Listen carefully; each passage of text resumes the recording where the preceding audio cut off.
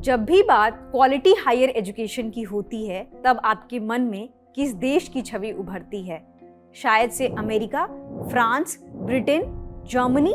आप ये सोच रहे हैं कि हम इंडिया में रहते हैं तो हम इंडियन यूनिवर्सिटीज़ की बात क्यों नहीं कर रहे हैं, क्योंकि क्वालिटी हायर एजुकेशन के मामले में यही वो देश हैं जो QS वर्ल्ड रैंकिंग रिपोर्ट में हमेशा से टॉप करते हैं। और इंडियन यूनिवर्सिटीज़ की बात की जाए तो टॉप 10 की तो बात दूर है, टॉप 100 में भी इंडियन यूनिवर्सिटीज़ नहीं आती हैं। और ऐसा क्यों है? क्योंकि अभी QS वर्ल्ड रैंकिंग की रिपोर्ट आई थी जिसमें हमने देखा कि IIT दिल्ली को 123वां स्थान मिला है। तो आप ये देख रहे हैं कि 123वें स्थान पर IIT दिल्ली है, यानी कि टॉप 100 से भी बाहर है। तो आप इस परफॉर्मेंस को कैसे देखेंगे?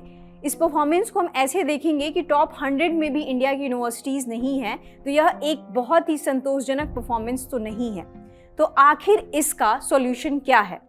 इस सॉल्यूशन के लिए पार्लियामेंट में एक बिल पेश किया गया है। इस बिल का नाम है विकसित भारत शिक्षा अधिष्ठान बिल 2025, जिसे हाल ही में minister of education Dharmendra Pradhan द्वारा पार्लियामेंट में पेश किया गया है। और इस बिल के इंट्रोड्यूस होते ही सोशल मीडिया से लेकर टीवी मीडिया तक हर जगह इसकी चर्चा हो रही है। कुछ लोग इस बिल की तारीफें कर रहे हैं और कुछ लोग इस बिल से कंसर्न्स जाहिर कर रहे हैं। तो हम इन सारे मुद्दों पर आज की वीडियो में बात करेंगे। तो अब बात बिल की कि इस बिल के कुछ प्रोविजंस क्या हैं। तो सबसे पहले हम 3 इंडिपेंडेंट काउंसिल्स की बात करेंगे जो कि इस बिल में इंक्लूडेड है।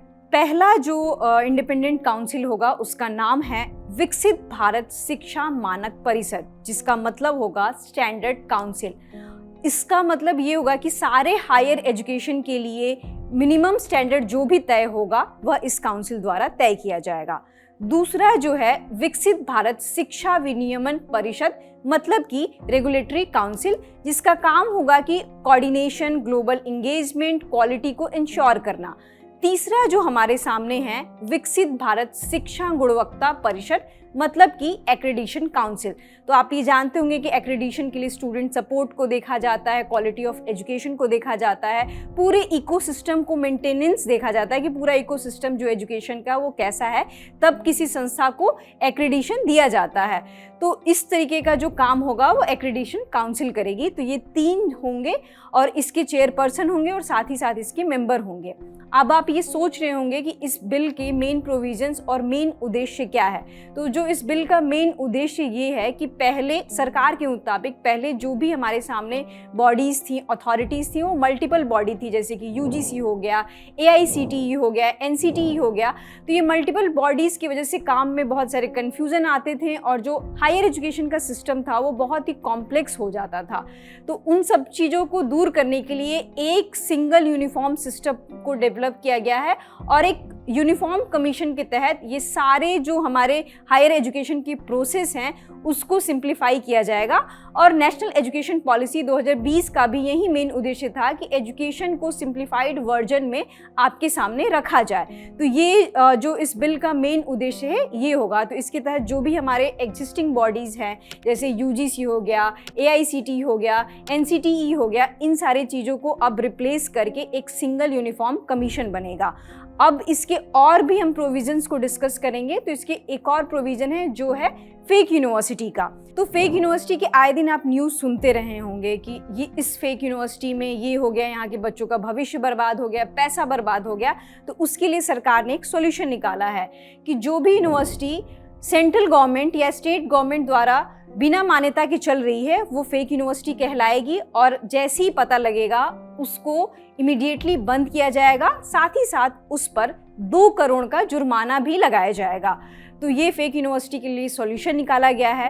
और एक सॉल्यूशन ये भी निकाला गया है कि एक सिंगल अथॉरिटी होगा और उस कमीशन के चेयरपर्सन होंगे या होंगी जो प्रेसिडेंट द्वारा अपॉइंट होंगे। साथ ही साथ इसमें फंड की भी व्यवस्था की गई है और एक सिंगल फंड होगा और उस फंड के तहत जो भी राशि स्टेट गवर्नमेंट द्वारा, सेंट्रल गवर्नमेंट द्वारा या किसी इंस्टीट्यूट द्वारा या किसी पर्सन द्वारा उसमें जमा किया जाएगा और उसी कमीशन के थ्रू खर्च होगा। तो इसमें फ़ंड की भी व्यवस्था है। हम ये देख सकते हैं 3 इंडिपेंडेंट काउंसिल्स भी है, फेक यूनिवर्सिटी के भी सिस्टम को एड्रेस किया गया है। और यदि कमीशन ठीक से काम नहीं कर रही है तो सेंट्रल गवर्नमेंट इसमें आकर दखल दे सकती है और उस पर उचित कार्रवाई कर सकती है।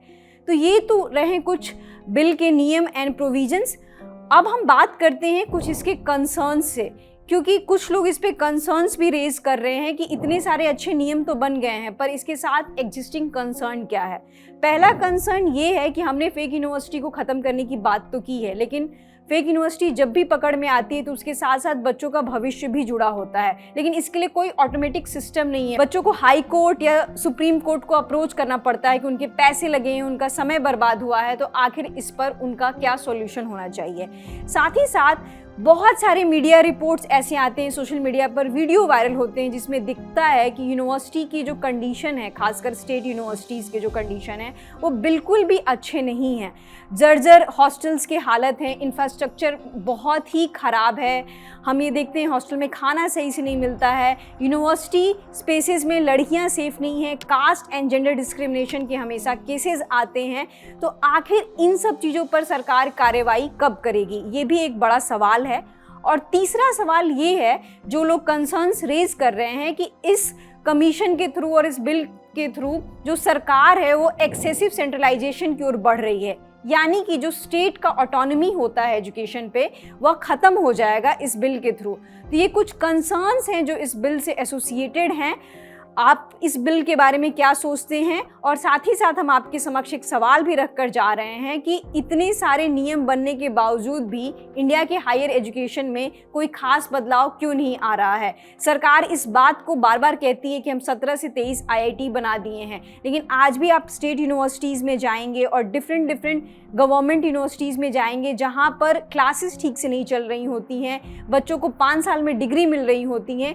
इन सारे सवालों का जवाब क्या यह बिल दे पाएगी? फिलहाल ये बिल जॉइंट पार्लियामेंट्री कमेटी के पास है, जिसमें राज्यसभा और लोकसभा दोनों मेंबर मिलकर एक रिपोर्ट भेजेंगे। तो इस बिल का फिलहाल स्टेटस ये है। मेरा नाम है रितु, देखते रहिए द ललन टॉप।